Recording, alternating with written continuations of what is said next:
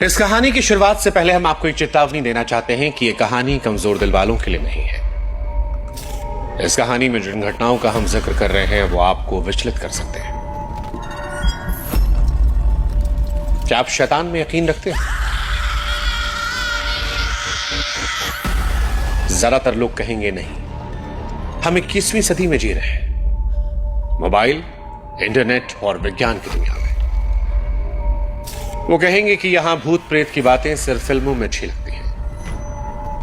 लेकिन अगर मैं आपसे कहूं कि विज्ञान के पास हर सवाल का जवाब नहीं है, अगर मैं आपसे कहूं कि एक बार कोर्ट रूम में जजों और वकीलों के सामने एक ऐसा टेप बजाया गया था जिसे सुनकर वहां मौजूद हर शख्स ने सांसें रोक ली थी, मैं कहूं कि वो टेप आज भी मौजूद है, लेकिन उसमें जो आवाज है वो किसी इंसान की नहीं, किसी जानवर की गुर्राहट, किसी राक्षस की हंसी और एक तड़पती हुई लड़की की चीख का ऐसा मिश्रण है जो आपकी रूह को अंदर तक जमा सकता है। वो लड़की थी एनिलिज मिशेल, और इस कहानी पर हॉलीवुड ने एक फिल्म भी बनाई थी, द एक्सोर्सिज्म ऑफ एमिली रोज।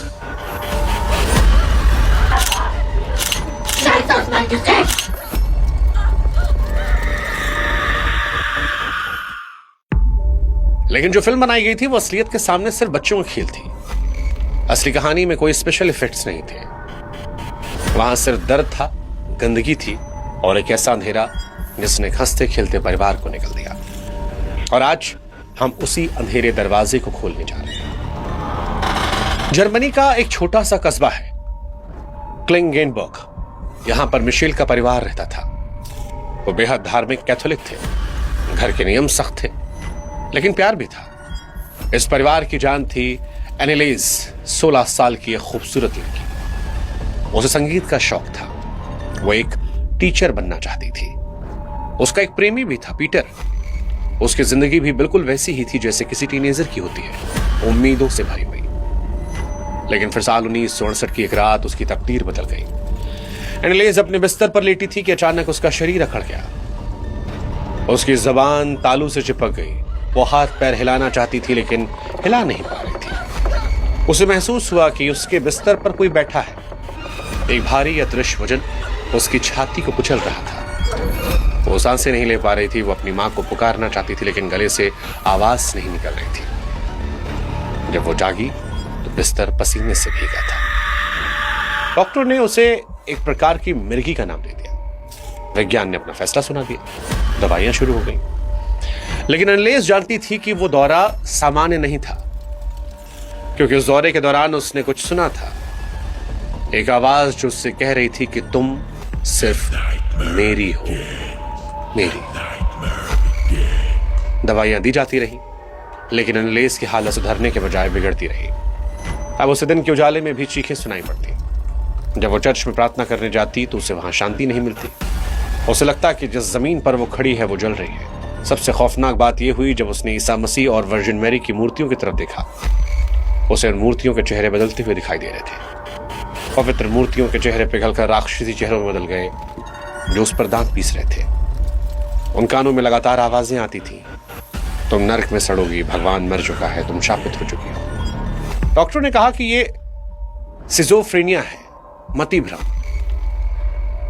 दवाइयों का डोज जो था वो डबल कर दिया गया। एनिलिज को दिन में 20-20 गोलियां खिलाई जाने लगी। लेकिन उसके दिल के अंदर जो अंधेरा था वो दवाइयां नहीं रोक पा रही थी। वो अंधेरा बाहर आने के लिए तैयार था। 1974 आते आते एनिलिज का व्यवहार इंसानियत की हर हद को पार कर चुका था। उसके माता पिता अपने ही घर में एक अजनबी के साथ रह रहे थे। एक ऐसा अजनबी जिसने उसकी बेटी का शरीर पहन रखा था। उसके घर के अंदर का मंजर किसी नर्क से कम नहीं था। एनिलिज ने खाना पीना छोड़ दिया था। वो घर के कोनों में रेंगती रहती, मकड़ियों, मक्खियों और मरे हुए पक्षियों को पकड़कर जिंदा चबाती। उसके दांतों के बीच फड़फड़ाते हुए पंख देखकर उसकी मां की चीखें निकल जाती। जब उसे प्यास लगती तो पानी नहीं मांगती, वो फर्श पर अपना पेशाब करती और उस पेशाब को पी जाती। वो कोयले के टुकड़ों को चबा रही थी। वो दुबली पतली हो गई थी लेकिन उसमें बैलों जैसी ताकत आ गई थी। उसने अपनी बहन को एक बार गुड़िया की तरह उठाकर फेंक दिया था। वो क्रूस और पवित्र पानी से नफरत करती थी। वो पादरियों पर थूकती थी, गालियां देती और घर की दीवारों को अपने नाखून से खरचती।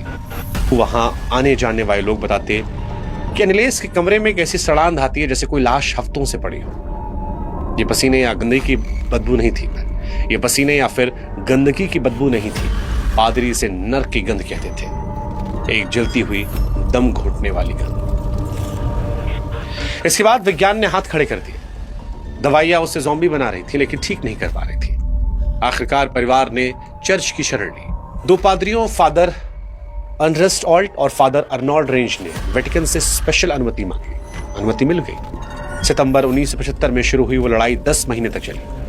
कुल 67 सेशन किए गए, हफ्ते में 2 बार 4 घंटे तक। एनिलेस को कुर्सी से बांधा था, प्रार्थनाएं की जाती। इन सत्रों को टेप रिकॉर्डर पर रिकॉर्ड किया गया।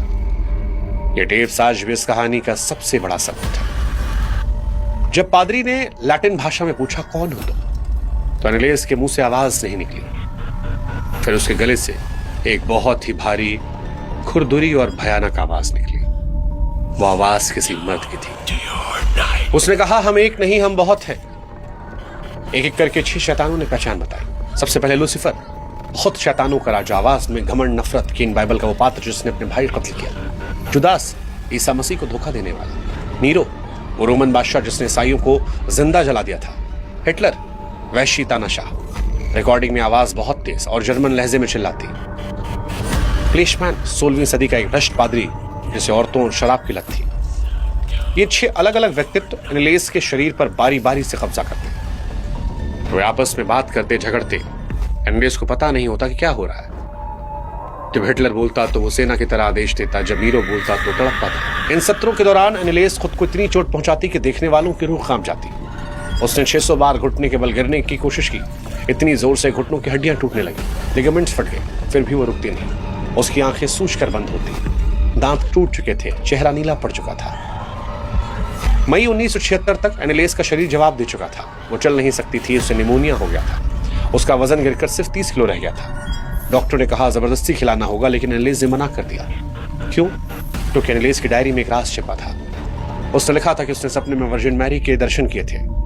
उससे एक विकल्प दिया गया था, तुम अभी मेरे साथ चलो, सारी पीड़ाएं खत्म हो जाएंगी, या तुम इन शैतानों को अपने शरीर में रहने दो, तुम्हें बहुत तड़पना होगा, तुम्हारी मौत भयानक होगी, लेकिन तुम्हारी पीड़ा दुनिया के लिए सबूत बन जाएगी कि शैतान सच में होते हैं, ताकि लोग पाप करना बंद कर दें। एनिलेस ने दूसरा रास्ता चुना।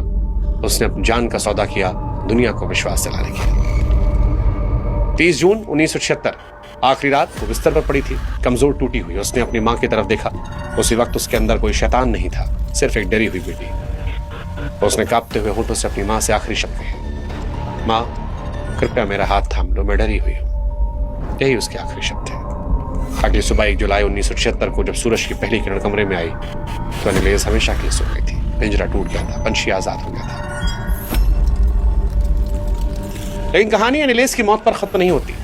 असली तमाशा तो अब शुरू हुआ। जर्मनी की सरकार हिल गई। 20वीं सदी की आधुनिक जर्मनी में एक लड़की झाड़ फूंक के कारण मर गई। पुलिस ने एनिलेस के बूढ़े माता पिता और दोनों पादरियों को गिरफ्तार कर लिया। उन पर लापरवाही से हत्या का आरोप लगाया। 1978 में मुकदमा शुरू हुआ। इसे द ट्रायल ऑफ सेंचुरी कहा गया।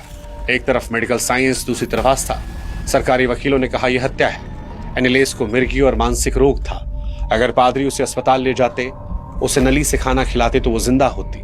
उसे धर्म के नाम पर भूखा मार गया। बचाव पक्ष के पास अपनी बेगुनाही साबित करने के लिए कोई गवाह नहीं था। उनके पास सिर्फ एक चीज थी, वो टेप्स। अदालत में सन्नाटा था। पादरी ने टेप रिकॉर्डर का बटन दबाया। अचानक कोर्टरूम की दीवारों के बीच एनिलेस की वो भयानक, अमानवीय, गुर्राती हुई आवाज गूंज उठी, आई एम लूसीफर। जज, जूरी, पत्रकार, सबके चेहरे सफेद पड़ गए। वहां मौजूद लोग बताते हैं कि उस आवाज में इतनी नफरत और ठंडक थी कि एसी में ठंड में लोगों के पसीने आ गए। सवाल था, एक लड़की जिसका वजन 30 किलो है, जो मरने का कगार पर है, जिसके फेफड़े खराब हो चुके हैं, जो गले से 2 मर्दों की आवाज एक साथ निकाल रही, कैसे संभव है? विज्ञान के पास ऐसा कोई जवाब नहीं था। फिर भी कानून भावनाओं के आधार पर नहीं चलता। कोर्ट ने पादरियों और माता पिता को दोषी माना। 6 महीने जेल की सजा दी गई। कोर्ट ने कहा, हम शैतान को साबित नहीं कर सकते, लेकिन हम लापरवाही को साबित कर सकते हैं। एनिलेस बिशल कब्र आज भी जर्मनी में है। एक लकड़ी का क्रॉस लगा है जिस पर लिखा है, वो आत्मा जो ईश्वर के लिए तड़पी। आज 50 साल बाद भी ये केस एक रहस्य है। न्यूरोलॉजिस्ट कहते हैं कि ये एपिलेप्सी थी, मनोवैज्ञानिक कहते हैं धार्मिक उन्माद। लेकिन जिन्होंने उस कमरे की ठंडक महसूस की, उन टेप्स को सुना, एनालिस की आंखों में उस अंधेरे को देखा, वो कुछ और जानते हैं। एनालिस ने अपनी डायरी में लिखा था, मैं मर रही हूं ताकि तुम विश्वास कर सको। आज जब हम और आप ये कहानी सुन रहे हैं तो मकसद शायद पूरा हो गया, क्योंकि चाहे आप विज्ञान को माने या धर्म को, जब आप उन टेप्स को सुनते हैं तो दिल के किसी कोने में एक डर जरूर पैदा होता है। वो डर जो कहता है कि शायद हम इस दुनिया में अकेले नहीं हैं। अगर आप भगवान पर विश्वास करते हैं तो आपको शैतान पर विश्वास करना